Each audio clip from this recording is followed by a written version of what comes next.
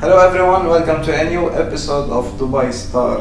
Today my guest is not a star in business, he's not a star in the corporate life, he's a star in humanity. I'm very blessed to meet a person like that. Renos is the co-founder of the CR Hope Foundation, which is a school in Zanzibar helping all of the kids to get proper education. Renos, thank you so much for coming on the show. It's such a pleasure having you in here. Thanks for having me here. It's my great honor to be with you, a successful businessman. Thank you for that. So Renos, before we jump into that, first of all, I'd like to know the journey of your life. So start by telling me, how did you come to Dubai and why Dubai? Well, that's a good question. In 2007, I was doing my master's degree in London. I was studying digital media. One day, one of the teachers, the lecturers, said, guys, if you want a real good career, there's a new city in Dubai called Media City. So all of you in this classroom should aim for this. And this is when he planted the seed in my heart and my mind. So somehow a friend of mine, after 2 years, got an offer in Dubai that he didn't want to take because he wanted to stay in London. And he said, Renos, I got this offer in Dubai, in Media City. Would you like to apply? Because I know that you want to go there one day. I'm like, sure. And then he got me in touch and I found myself in Media City and I call this manifestation. So yeah, I came here in 2009 and ever since I worked for big brands like Emirates Airlines, Agreco. Now I work for the Department of Culture and Tourism of Abu Dhabi as a marketing lead. Renos, how did you find out about Zanzibar? Basically, it was 2016, July. It was a bit humid here and hot, as you know, in Dubai. As usual. So we decided to go on a trip, and that was my brother's idea, actually, to go to Zanzibar. I usually like to take the lead on trips and organize everything, but this time I let my brother take the initiative and I followed him. And that's how we found ourselves in Zanzibar, only for 4 days, just for holidays. Take me from there. So what happened then is the first day we enjoyed the hotel and the beachfront, the sea, the turquoise waters. Probably you've seen it yourself, you know what I'm talking about. It's a beautiful luxury on the beach front. But then on the second day we took some quad bikes and we went to a village, and that was the real face of Africa, the real face of Zanzibar. So behind the scenes of the tourism and all the luxury, there's actually community that suffers. And I witnessed people living in houses literally made of mold and palm leaves. There's no door in the houses. You've seen the villages that I'm referring to, and that moment I felt terribly greedy with myself. I felt that I have more than I need and I'm still unhappy in my life. And I was just looking at those people in their faces and they seemed happy. And I said, you know, what's going on here? I mean, how it's possible that they have nothing and they're happy and I kind of have everything I wanted or maybe more. And I'm still looking for this happiness that is a better car, a better girlfriend, a bigger house, or a better salary. So I was chasing all my life all these better things that it never stops. So it feels like you're in a hamster wheel, And that moment I just realized that it's unfair what is happening to those people. And I had my calling. If you believe in this, like there was a voice that said, you have to prove now that you are grateful for what you have by helping those people, especially the children. So for the next 2 days, I would just think, what can I do to make an impact instead of just giving money that would be, spent in a matter of days. So my first idea was to find a teacher, sponsor him to educate children English language skills so they can find a job, hopefully in the tourism industry, like hospitality. Yeah. So that was the idea I had, and it was approved by the divine, if you want. And then on that day, we went to a souvenir shop to buy some gifts for our friends. And the owner of this shop came to me and he said, So where do you live and all these things, like a regular discussion. And then he told me, why don't you buy some samples from my shop and sell them in Dubai, and we make business together. I said, yeah, that's a great idea, but if I make any profit, I would like to give it to a teacher, to sponsor him to educate children English language skills. And he says, that's the best thing you can do for the community. Education is exactly what's needed. It's not money, it's not clothes or toys that people bring here. Education is indeed the weapon that can change the world. So he said, if we make money, I would like also to donate my part for the same cause. I said, fine. So I bought the samples, I come to Dubai, and 3 months later, he followed up with me. He says, hey Renos, how are you? How's our business going? I said, I'm sorry, Mr. Cosiano, but I'm not able to sell these gifts in Dubai. In fact, I've given them to my friends from day one. But I still want to find a teacher, please help me. And then he goes, well, I have a piece of land. If you want, I can donate it to you and we can build a school together. And I said to myself that maybe this is too good to be true, because I'm a stranger to him and he's obviously a local, right? So you don't usually get an offer of a plot. And who can blame me? Like, you know, the guy, what, for 1 hour maybe? Exactly. He has seen me only once in his life, and now he's ready to give his land to me. And that was one side was telling me that something is wrong. But on the other side, something told me inside me that, listen, this is your chance to prove what you stand for. You asked, you know, you had this intention to help others, and now something greater is coming towards you. So if you take it, it means that, you know, it's real. But if you don't take it, it means that you're not aligned with your calling. thoughts. Yeah. Exactly. So somehow I really wanted to be true, because I was ready to prove myself. I wanted to take this new direction, because as a person I was coming from the material world. I was into partying, I was going out with, you know, friends and females, I don't know, like tables in clubs, yacht parties, having fun. And there's nothing wrong about, you know, with this thing, but I was ready to do something that will be more fulfilling in my life. And I was hoping that it's true. So that's why I flew back with Dimitra, who is my current wife. She was just my girlfriend back then. So we went back to Zanzibar and we met with a lawyer, and Cosiano, of course, the owner of the shop who offered his land. So we checked the title deeds, we do the due diligence, we signed an MOU, and we set up CR Hope Foundation, which stands for Cosiano and Renos Hope to enlighten the children of Zanzibar. So after we signed everything, Dimitra, my wife, who's a bit more suspicious than I, goes to him and say, so why did you give your land? It doesn't make sense, just tell us. And he goes, 20 years ago I was a street seller in the streets of Arusha in mainland Tanzania. Which most of them do the same. Exactly, like trying to sell something to tourists. So he said that his English was very poor back then. He could only name the prices of the products that he was selling. $1 to $2. Yeah, like $5, $2, you know, stuff like that. So one day, a Canadian man was trying to buy something from Cosiano, and they couldn't really communicate very well. So the Canadian said, hey, Cosiano, listen, if you learn English, you will become better at sales, you will make more money. So Cosiano had to call somebody else to translate, and then he replied that I don't have time, I don't have money, I have 6 children to feed, and I wish I could learn English. So what this person did was to sponsor Cosiano's school for 6 months and give him money to feed his family for this period. Wow.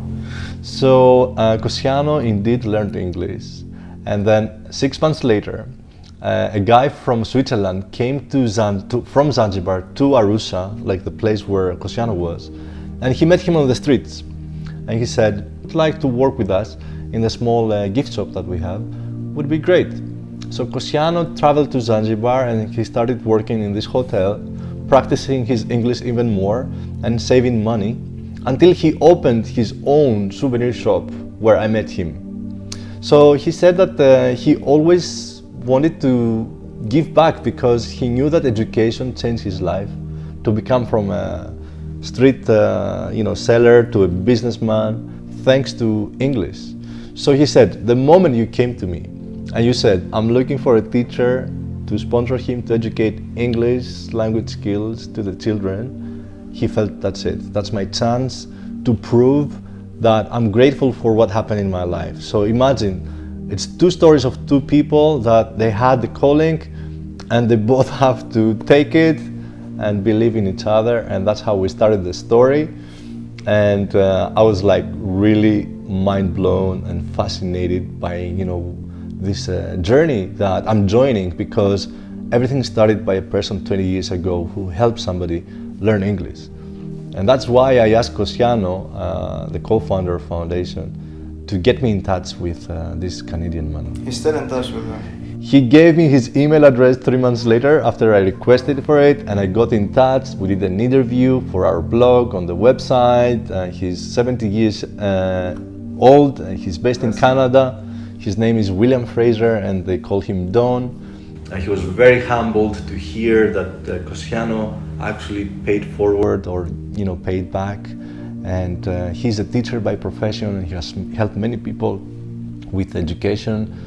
And we're still in touch and he's a great person. Bless him. That's a crazy story, man. Like, how did this all came together? Like, even if you want to just break it into pieces, you and Cristiano are from different race, different religion, different ethnicity, different mentality. Like, there is nothing like you guys are alike except the fact that love giving back and changing strangers' life. And I don't think there's anything more noble than what I just heard right now. So forgive me, maybe this will be the first time that I'm out of words. Usually I talk a lot, but seriously, this is a beautiful story.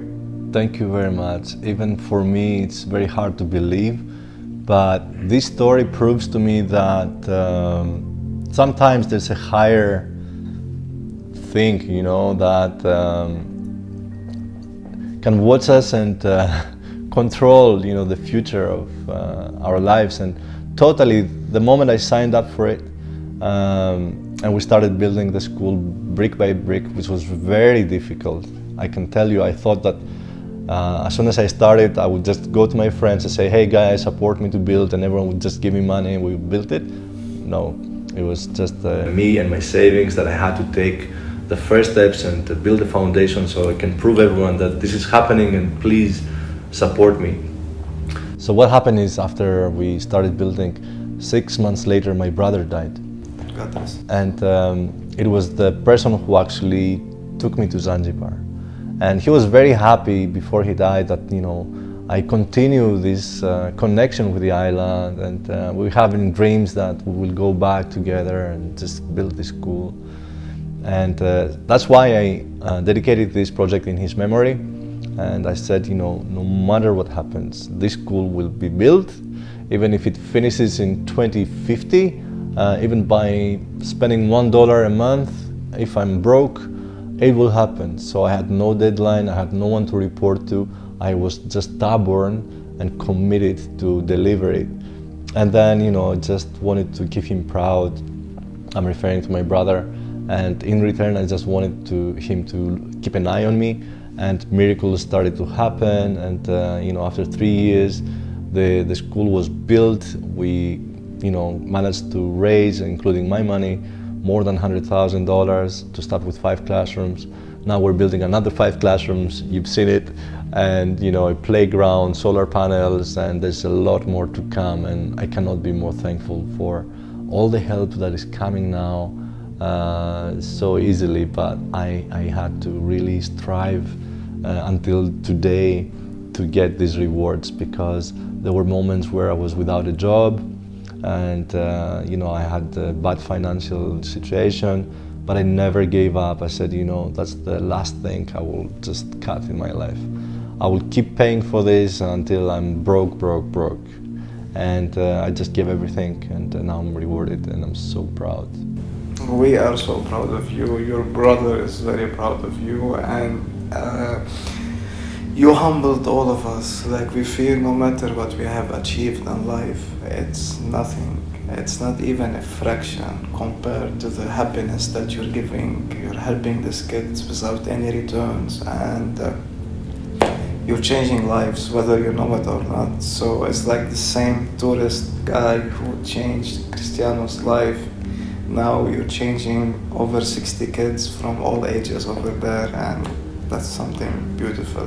Bless you for that. And you are a living proof that good people still exist in this life, in this world that we're living, followed by wars, by viruses, by everything going on.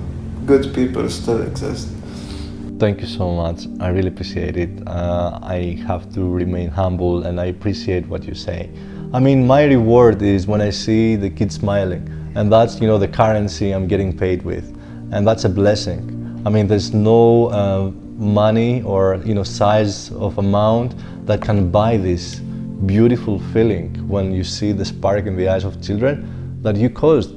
And especially, the parents, when they come to us and they say, hey, our children are smart and we can see the difference, and they bring us fruits to thank us. And that's something that, I would never exchange with, anything in my life. If I left today this world, because I've seen people living like my brother, like that, I would just feel that at least I tried. Maybe I didn't make an impact, and I'm not gonna change the world. I didn't stop any wars, or the poverty and the starvation is still there. But I tried, tried my best to prove that if you have a good intention and you take the first step, things will start to unfold and the people will follow. So I believe that those people who come to me always to congratulate me, I just look in their eyes and say, thanks for the good comments. But I believe that you have the capacity in you to change the world also. If I did this, because I'm not special, we're equal, you can also do it. And believe me, when we come together, we can do amazing stuff. And we just all need to be open to this idea and come together and prove it. And just welcome everyone. Renos, maybe you didn't change the entire world, but you changed those kids' world. And this is an amazing start.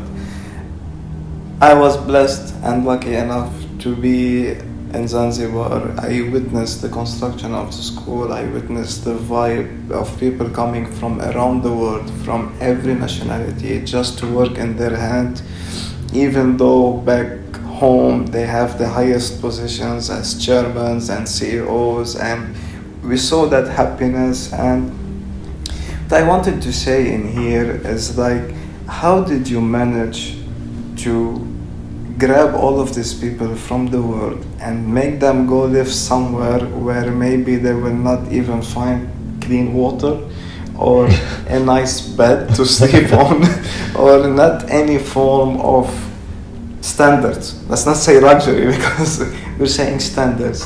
How did you accomplish this? Well, I mean, that's a good question, because it's one of the miracles I was telling you before. So how those people came to Zanzibar, and it was a big group. It was around 70 people, including parents and children, right? So it was March when I was in Zanzibar, and I was talking with my partner, Cosiano.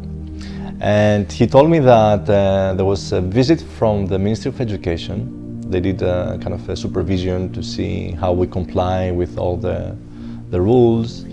And he told me, I have some bad news, that if we don't build 5 classrooms until the end of the year, they will have to take our primary school license.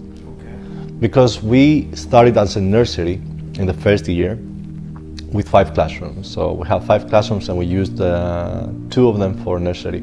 And the next year, those kids grew and became the first grade of primary.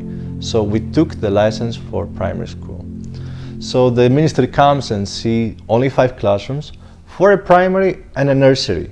And on their papers, they say to have a primary and a nursery, you need at least 10 classrooms. They don't care whether you have only grade 1 activated or, you know.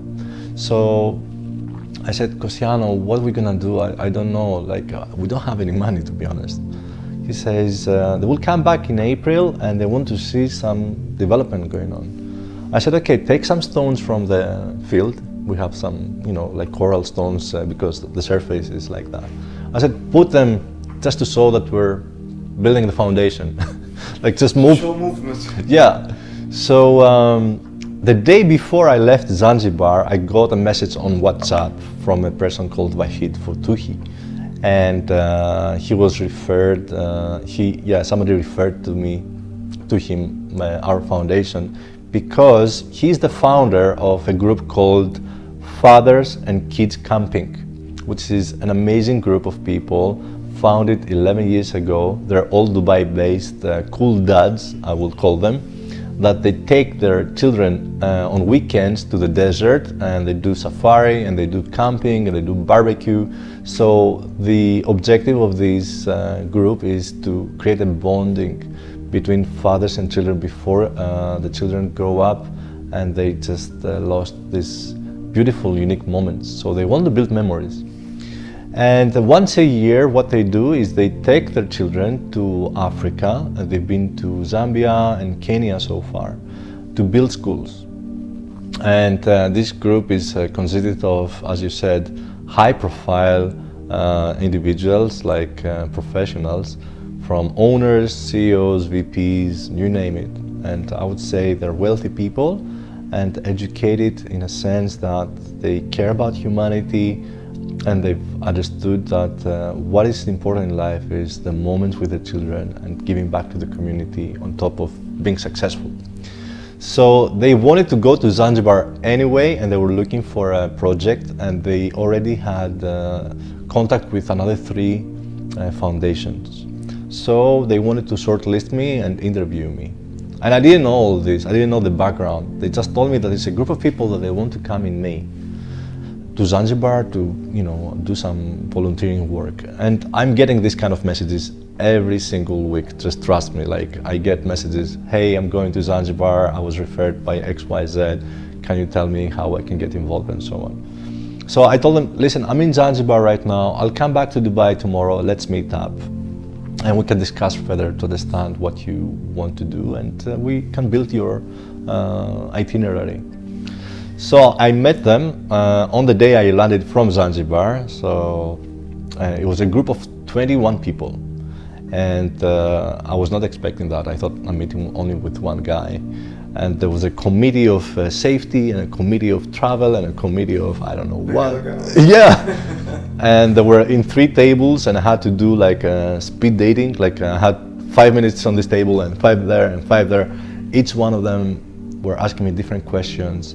And I was just responsive. And then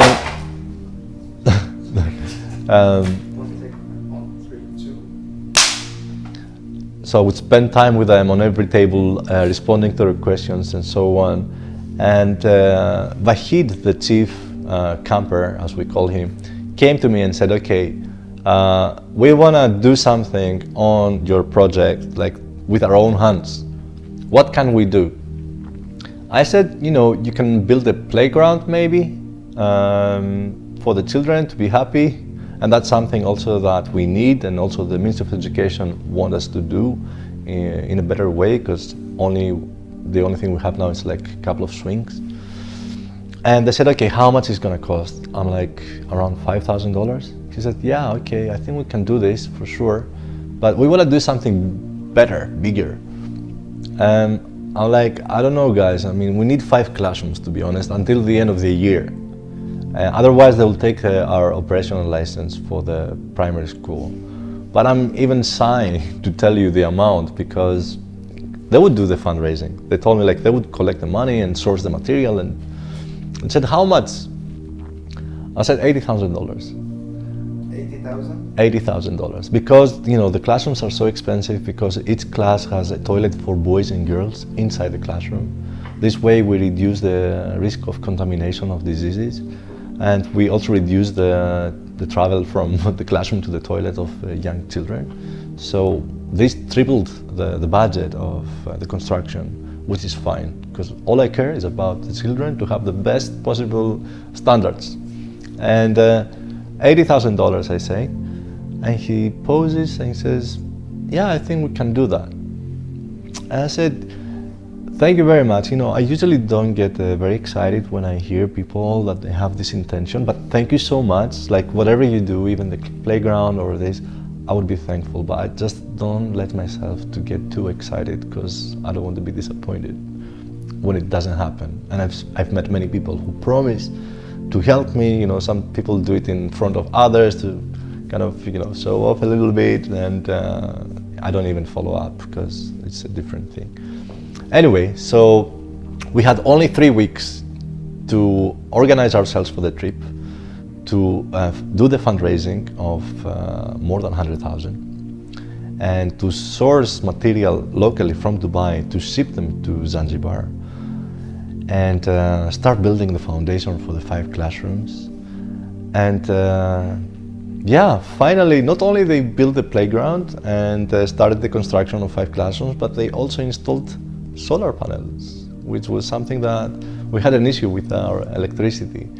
So I just look back that a week prior I met those people. I was a bit desperate. How are we gonna build the classrooms? And those children, I don't want them to leave our school because I want to keep them. And a week later, this happened, and I call it manifestation. It's like a miracle. I swear in my life, if I was greedy, I would ask for 5 classrooms. If I was very greedy, I would say classrooms and playground, but I would never even dare to add also solar panels. You know what I mean? Like, I cannot ask for these things. The minimum was 5 classrooms, and now we ended up with a full package of phase 2, and it's amazing. I'm so grateful that I've met those people, and most importantly, I just felt very bad because I was not participating in the construction because I was needed to coordinate stuff, and I would see like the very successful people being dirty. Even one guy just broke his finger, and he was continuing to work.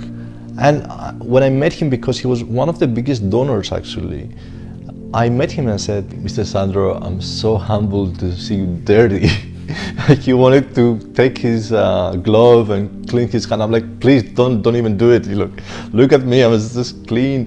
He says, listen, and he put his arm around my shoulder and said, here's my son, he's 21 years old, he's the other son, 19 years old, and another son, 10 years old.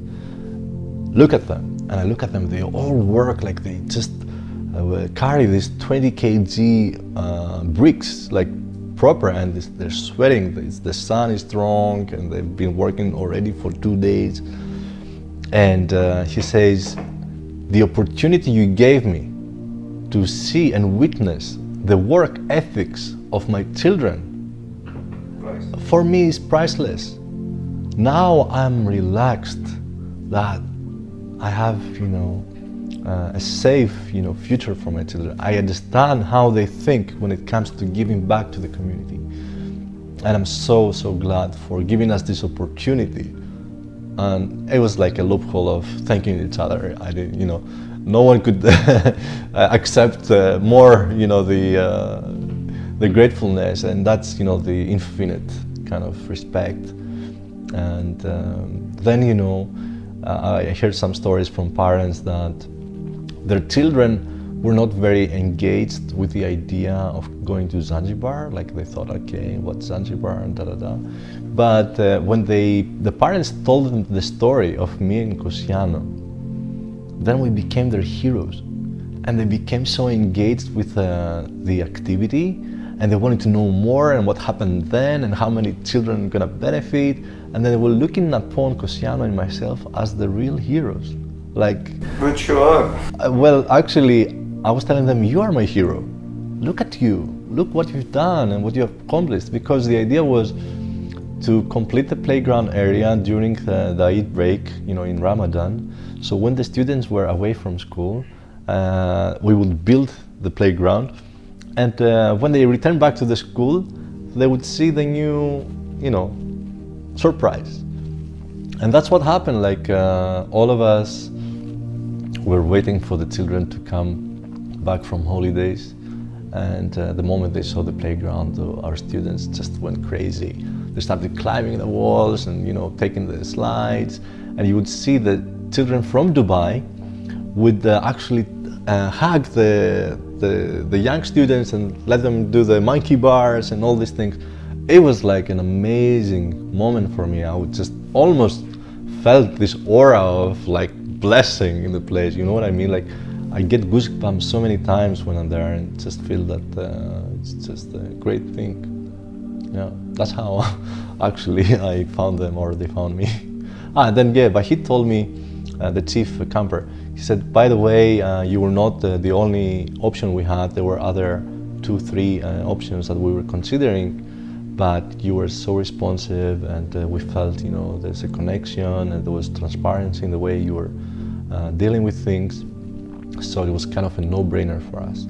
And I said, honestly, I appreciate what you've done, because it really helped us to maintain our operation license. But nevertheless, whichever foundation you helped in the country, it will be such a good thing for the community that I will be equally thankful for what you are doing in this place. So thank you for having the intentions to help Zanzibar, and I'm glad that I've proven myself to be a trustworthy partner for this project. But regardless your choice, I would be still like bowing. Renos, tell me, when you first started all of this, and you're saying it's a village, I'd just like to know, how did the people react to your movement over there? Were they worried from you? Were they welcoming? Like, how was the reaction? Yeah, basically,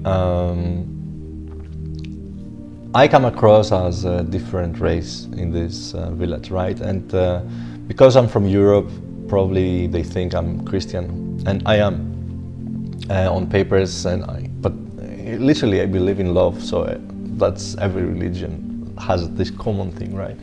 But for them, I look as a white person from a different country, from a different religion, that wants to build a school, and that's kind of like ringing a bell in the community. Like, who is this guy? What's his agenda? They never had someone who just came to help without asking something in return. And therefore, the reactions in the beginning were very kind of strange, and it took me around 2 years to build the trust. Wow.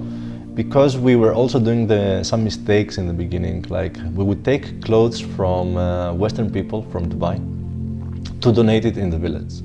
And when it comes to women's clothes, women here have some clothes that they show their arms, and the skirts are shorter. But in Zanzibar, they're more conservative, and I actually love their colorful dresses. I don't know if you've seen them, they're just so vibrant, right? So we were thinking that we're doing the right thing by giving clothes from this kind of part of the world. And actually, the moment we would give it, it was a confirmation for them that he's gonna change us. Look, they started by changing our way of culture, Yes. The way how we dress. So Absolutely. they were getting offended. Pretty much, and of course they wouldn't tell me directly. They would go to Cosiano and open fire, and Cosiano would take the bullets for me without telling me anything, because he didn't want me to stop the development of the school in parallel. So he was kind of trying to keep a balance. And then some people also in the community were a bit jealous of Cosiano, because he was working with the investor who's bringing money and building something, and they wanted to be part of this, or they wanted to have access to me for a different project. So you can imagine what this brought to the situation. A lot of stress, and at some point Cosiano told me, listen, the truth is this is the perception in the village, and you should stop doing X, Y, Z. And for me it was like a big shock. Yeah, I was like, oh my God. And that's, sometimes you think you have the good intentions, and you do have, but you think you're doing the right thing, but you should definitely look into the culture understand the social, economic, religious, all these factors that could backfire actually. But in the end, I was interviewed by the chief of the village to get his blessings to start the school or not. And apparently he interviewed me on the day that I was with my mother in Zanzibar, and we had taken all the stuff of my brother from Dubai and we just gave it away to the village.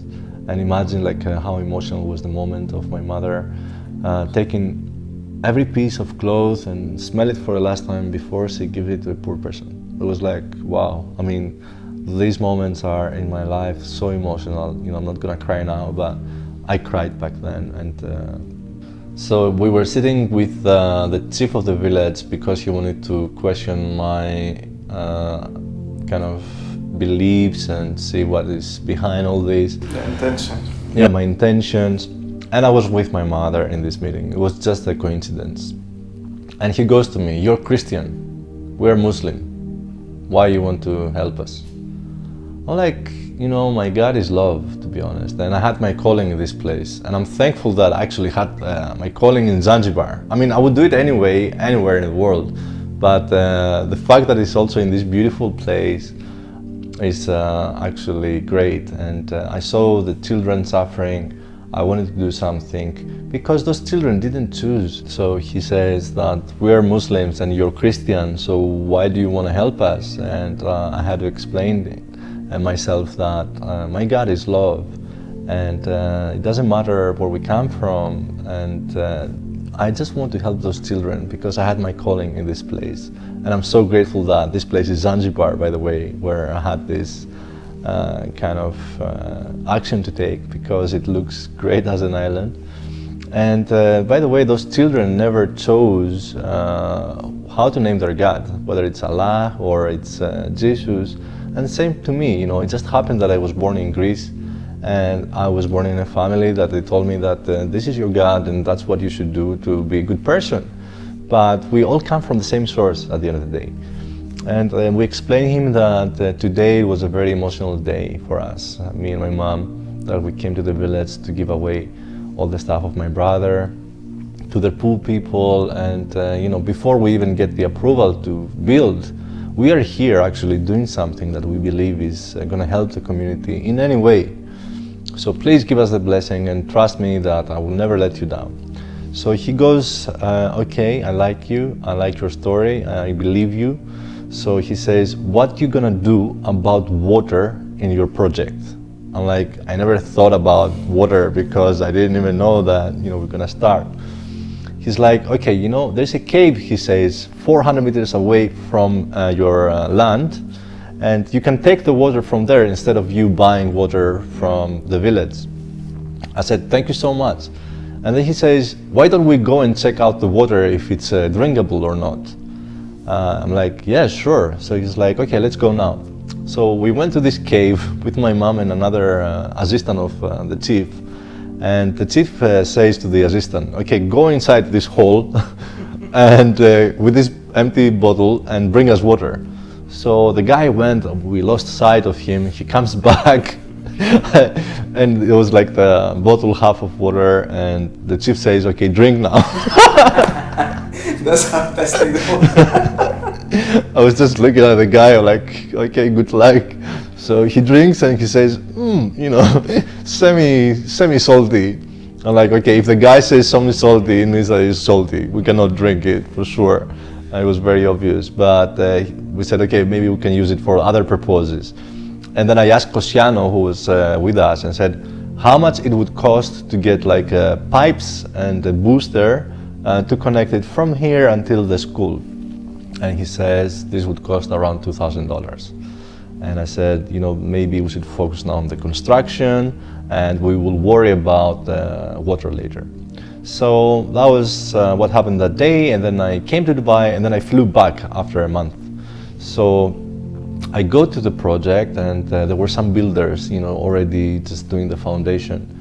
And when I entered the gate, actually, I see a hole on the ground, and if you see the ground, it's like coral stone. It's like solid. It's not soil.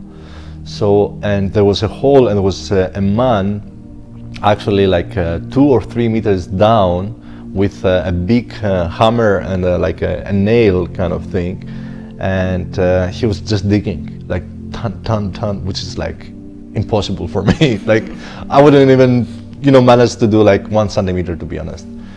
And I asked Luciano, what is this guy doing?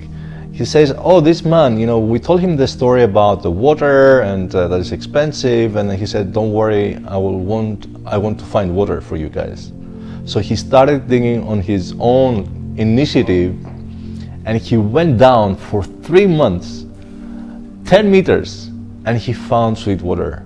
For 3 months, 90 days, he was doing this every day. Every single Without day. anything in return. Nothing in return. Just to find you water. Just to find water. Because he believed in the project, he wanted to be part of this. And the guy is like 65 years old. Wow. And he's one of my heroes, like the heroes behind the scenes, the people who really sweated and tears, blood, everything in this project. And there's another story. On that day that I saw this man digging, I continued, and I saw, like, we were building a house for our volunteers. This is the first building that we started with, because we would store all the material for the school, plus the workers were sleeping in this place. So right on the main entrance of this house, I saw one worker who was crafting a letter on the center of the entrance, and this letter was the letter Y. And my brother's name was Yanis, and he would write his name with Y-A-N-N-I-S. And the moment I look at this guy crafting the letter Y, I shouted at him, like, what are you doing there? And he just looked at me like he was scared. He's like, well, if you don't like it, we can cover it up. I just wanted to make something to please you guys, like, some little decor. I'm like, no, please, just paint it blue and leave it there. And at that moment I felt like, okay, my brother is here watching us, and that's like the main building, the main structure. It has his initial. And kind of miracles happen, as I told you. Then another story was that 2019, it was July, and I go to Zanzibar with Loai, a friend of ours, and I wanted to complete the project by the end of 2019, but we were like $60,000 away from the target, and if I didn't manage to raise this money, then we would have to wait for another year to get the approval to open the school. So the objective was to open the school in 2020 in January. If we did not have the classrooms ready, the fence, some other stuff that the ministry wants, you have to wait for another year to apply for the license. So Loai tells me, man, I can help you, I can give you some money, and by the way, this money is coming from a friend of ours called Omar Kettner. We made some business together, and now I'm about to receive some money on his behalf, but unfortunately this person passed away. So he donated a generous amount, and I promised him that day that, the first classroom, I will name it after his, And then we opened the school in 2020 in January on my birthday, and that was like a perfect alignment. It wasn't even, intended, right? And I never forgot that I had to name the classroom Omar Kettner, and then I sent a photo to Loai of myself and my partner Cosiano, and in the middle, the name and the children and so on. And what Loai did was, he sent this photo to the family of Omar, and he was told that that day was exactly 1 year after he passed away, which was, actually a very random coincidence, like 1 out of 365 days to happen. That's deep.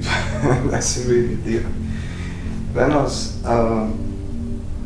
for everyone who wishes to help, to volunteer, to participate in this, I know that there's groups always coming through all of the year, and there is also links where people can be doing a simple donation online. Tell us more about it, like for the audience listening to this podcast, how can someone help, whether physically, financially, or any sort? So the first thing I would like to invite people to do is to come on the ground in Zanzibar and witness this miracle in person, because this is the source of happiness, and they can see what we're trying to do, talk about the program, introduce them to the teachers, to the community, to Cosciano, to the chief. That's when you get the real sense, like you did actually. Like before it was all theory, but the moment you came there it was a different story, right? You know, you just felt it. And now you're more ready to contribute and you're part of this. Whether you want it or not, I know you're part of this and you will continue being. For those who cannot travel, obviously they can follow us on social media. We have some channels that we can share here, and what they can do is they can spread the word. They can share, they can follow, they can like, you know, all these things. That we want the community to grow, and we want people who are like-minded to just support us and just give us this extra boost. For those who can afford making a small contribution, even $1 can make a difference. Like they can buy a meal for the students with $1. And we have a campaign running on Global Giving, which is a platform that is very respectable. We've done all the due diligence. To enter this platform, you have to submit your audits, you know, your business plans, and so on and so forth. So the link will be provided, and we invite people to make any contribution, because we have plans for phase 3 now, actually, to build a fence around, a proper fence around the school, whether it's brick wall or wire.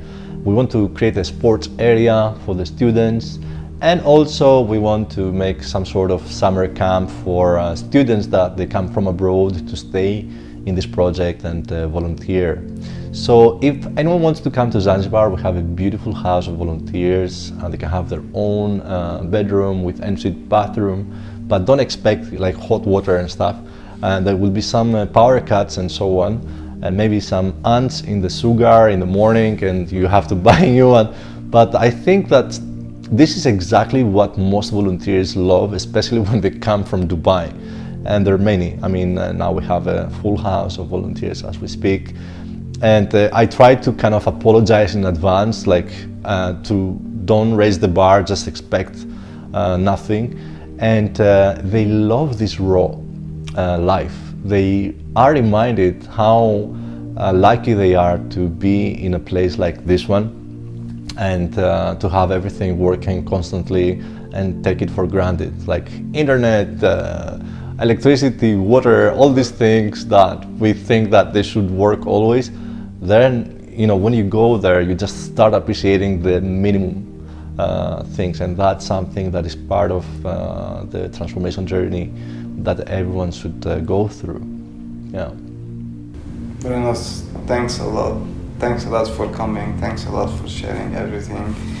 You heard it. We're gonna share all of the credentials, the Instagram page, the Facebook, and feel free to reshare these pages. Feel free to donate. Feel free to do a change in this world. Renos, God bless you. God keep you powerful for this beautiful cause. Thank you so much for watching this episode, and see you in the next one.